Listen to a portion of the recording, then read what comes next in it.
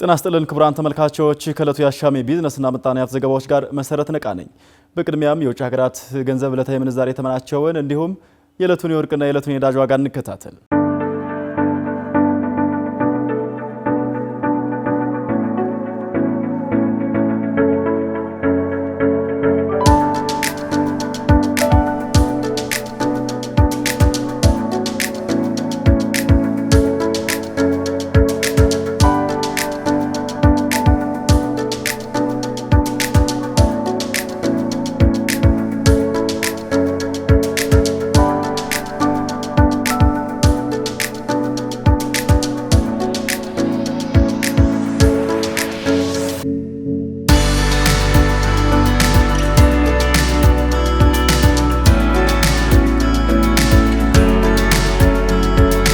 ተመልሰናል ተመልካቾች። የኢትዮ ቻይና ሺንጂያንግ ግዛት የቢዝነስ ትብብር ኮንፈረንስ በዛሬው ዕለት በአዲስ አበባ ተካሄደ።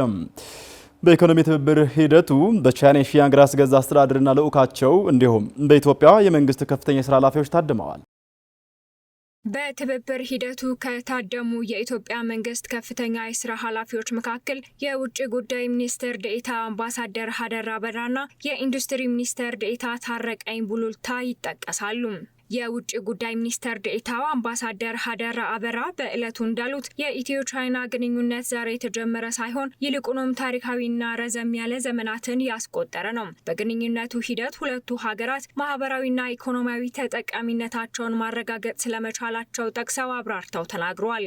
መሰል የቢዝነስ ትብብሮች የሁለቱን ሀገራት ኢኮኖሚያዊ ተጠቃሚነት የሚያረጋግጡና የሚያፋጥኑ ከመሆናቸው ባሻገር የሁለቱን ሀገራት ግንኙነትና ትብብር የበለጠ የሚያጠናክሩ ይሆናሉ ብለዋል። በሌላ በኩል ኢትዮጵያ በአህጉሪቱና በቀጠናው ያላትን ጉልህ ተጽዕኖና ተሰሚነት አስቀድመው መልእክታቸውን ያስተላለፉት በኢትዮጵያ የቻይና አምባሳደር የሆኑት ቼን ሃይ ናቸው።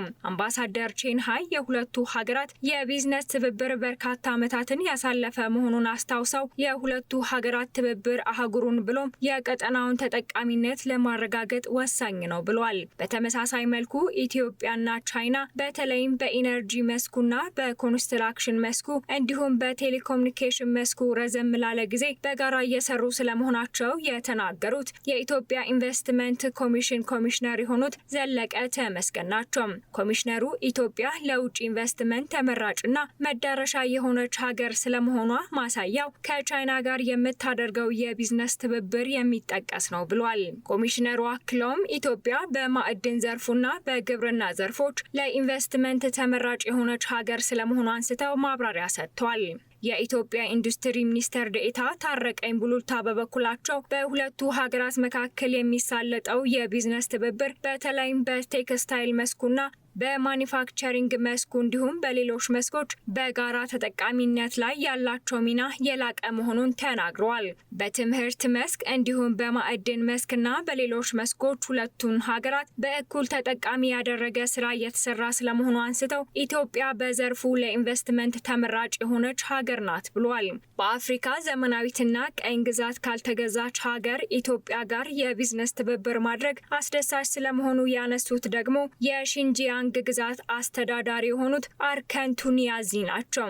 በኢትዮጵያና በራስ ገዟ መካከል የተደረገው የቢዝነስ ትብብር በግብርና ምርትና በሌሎችም ላይ የሚሳለጥ መሆኑን አስቀድመው የተናገሩት አስተዳደሩ በማከልም በኢትዮጵያና በቻይና መካከል ያለው የጋራ ትብብርና ግንኙነት ሁሌም እንዲቀጥል ያላቸውን ፍላጎት ገልጸዋል። ከዓለም አቀፍ የዜና አውታሮች ወዳገኘናቸው የቢዝነስ መረጃዎች አልፈናል። በሴኔጋል በሜርኩሪ ምክንያት የብዙዎች ሕይወት አደጋ ላይ መውደቁ ተገለጸ። ሜርኩሪ ከአለት ለመለየት በሚደረገው መንገድ የብዙ ሰዎች ሕይወት አደጋ ላይ መውደቁ ተዘግቧል። ጄን ማሪራቲኖ የፑር እርዝ ከፍተኛ የልማት ዳይሬክተር ሲሆኑ የሜርኩሪና የወርቅ ማውጣት ስራ አሁን ላይ ብዙ ሰዎችን እየጎዳ እንደሆነ ተናግረዋል። በተለይም በዘመናዊ ቴክኖሎጂ በመታገዝ በአነስተኛ ጉልበት የወርቅ ማዕድን ማውጣት ይቻላል ብለዋል። እርሳቸውም ሜርኩሪም ሆነ ወርቅን ከድንጋይ ለመለየት የስበት ቴክኖሎጂ በመጠቀም ሰዎች ጤናቸውን አደጋ ላይ ሳይጥሉ ወርቅ ለማግኘት የሚያስችል ቴክኖሎጂ ነው ብለዋል። ይህ አይነቱ ስራ መስራት ከዚህ ቀደም የነበረውን ወጪ ይቀንሳልም ብለዋል። አሶሺየትድ ፕሬስ ከሴኔጋል የእጅ ጥበብና አነስተኛ ማዕድን ማውጫ ዳይሬክተር ጋር ቃለ መጠይቅ ለማድረግ ያደረገው ተደጋጋሚ ጥረት እንዳልተሳካለት ወቁልኝ ብሏል። ዘገባው የአሶሺየትድ ፕሬስ ነው። የአሜሪካ የነዳጅ ኢንዱስትሪ ዶናልድ ትራምፕ ወደ ስልጣን ከመጡ በኋላ ጠንካራ መሆን እንዳልቻለ ተገለጸ። የዩናይትድ ስቴትስ የነዳጅ ኢንዱስትሪ በፕሬዝዳንት ዶናልድ ትራምፕ ፖሊሲዎች እየተጎዳ ነው ሲል ብሎምበርግ ዘግቧል። የድፍድፍ ነዳጅ ዋጋ መውደቅና የታሪፍ ዋጋ ለአምራች በተለይም ለትናንሾቹ ምቹ እንዳይሆን እያደረገ መሆኑ ተዘግቧል። የዩናይትድ ስቴትስ የነዳጅ ሚኒስትር የትራምፕን ፕሬዝደንትነት አጥብቆ የሚደግፍ ቢሆንም በጥር ወር ስራ ከመጀመሩ ወዲህ የድፍድፍ ነዳጅ ዋጋ በ20 በመቶ መውደቁ ተመላክቷል። የነዳጅ ዋጋ ማሽቆልቆሉ የዩናይትድ ስቴትስ ፕሬዝደንት በዘመቻው የገቡትን የዋጋ ግሽበት ጥሩ ለማድረግ እየረዳቸው ነው ቢባልም ይህ በሀገር ውስጥ ዘይት አምራቾች ላይ ዋጋ እያስከፈለ ነው ሲል የዜና ማሰራጫው ገልጿል። የዘገበው ብሉምበርግ ነው። ክቡራን ተመልካቾች የዕለቱ የአሻም የቢዝነስና ምጣኔ ሀብት ዘገባዎች ተጠናቀዋል። ስለተከታተላችሁ አመሰግነን።